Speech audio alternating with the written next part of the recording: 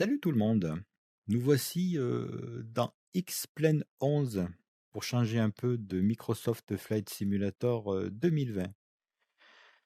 Ce jeu est moins beau graphiquement, mais vu qu'il a déjà donc toutes les données sur le disque dur, il n'est pas aussi dépendant de la connexion Internet et les appareils sont intéressants à piloter. Il me semble que c'est plus difficile que dans Microsoft Flight Simulator. Alors, pour ceux qui ont déjà essayé, il est très énervant d'avoir le curseur de la souris qui se met toujours en face des yeux.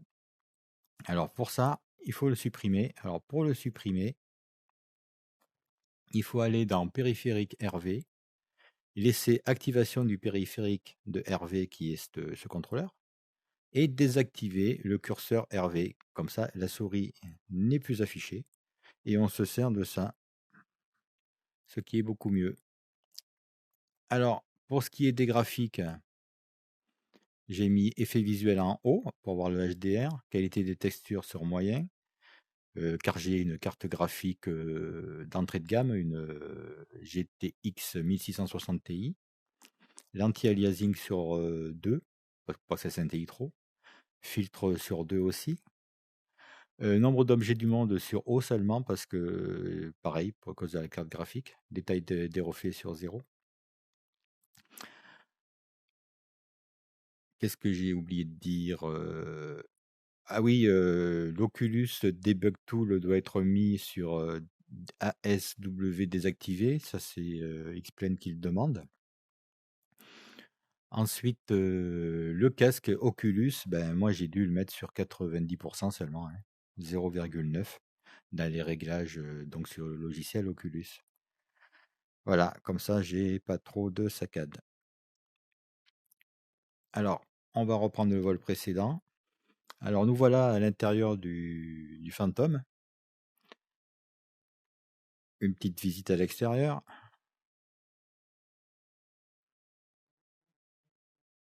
On peut donc se déplacer pour aller le voir de plus près.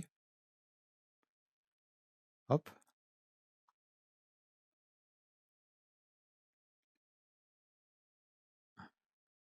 Alors, un petit tour.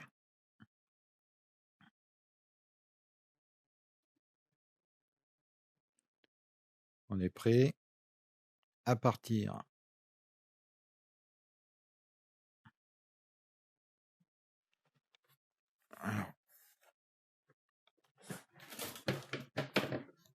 Alors je me lève.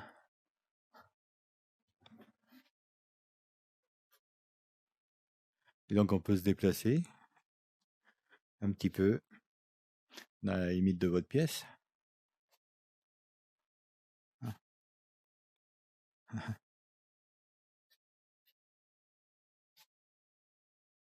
peut toucher le nez.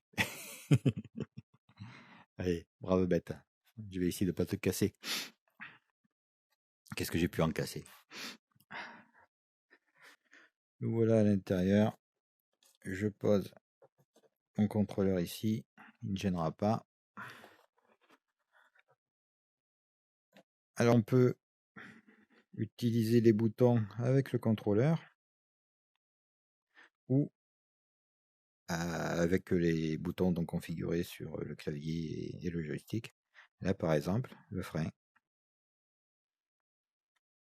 Alors je le laisse. Je pousse les gaz. Et hop.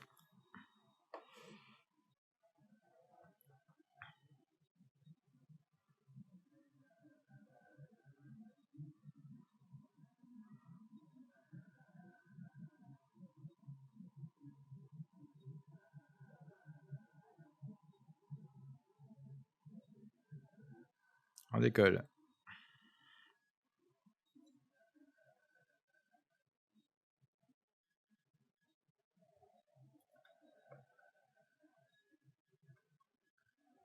Entre les trains.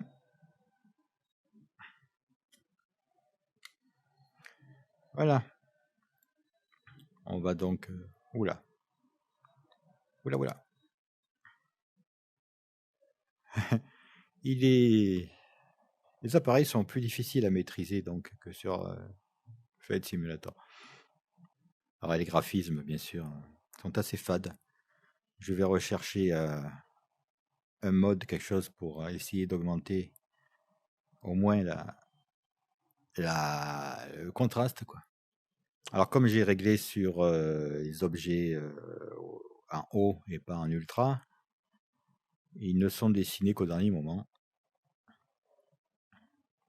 Donc on voit quelques immeubles et plus on s'approche et plus il y aura d'immeubles. Lorsqu'on règle les reflets aussi sur ultra, on voit les reflets des bâtiments sur l'eau, c'est assez beau. Mais moi je dois faire des concessions sur la qualité graphique si je ne veux pas que ce soit saccadé. Oh, on dirait un aéroport là aussi. Oh, il y a un aéroport ici aussi, je ne savais pas.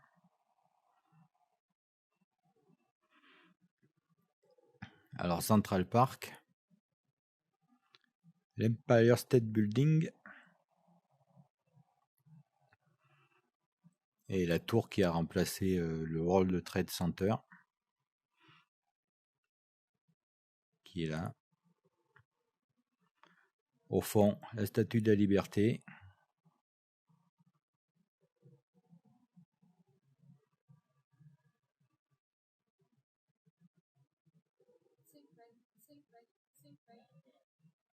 Voilà en dessous. Voilà, donc vous allez, si je le retrouve là-bas, il me semble, soit assister à mon premier atterrissage, soit à mon énième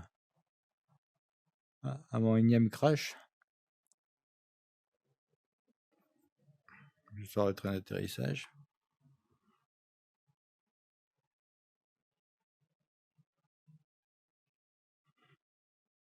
On va vérifier ça.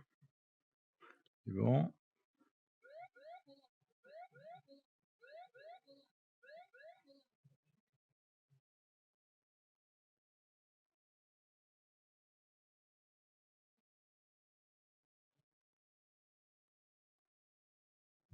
Ah, je me suis mal pris.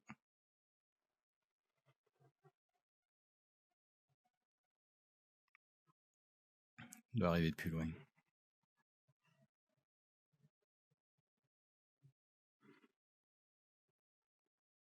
Ça tangue, ça tangue.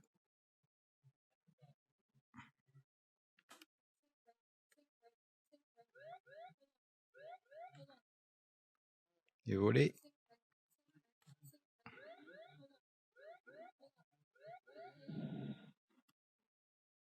Bon ben.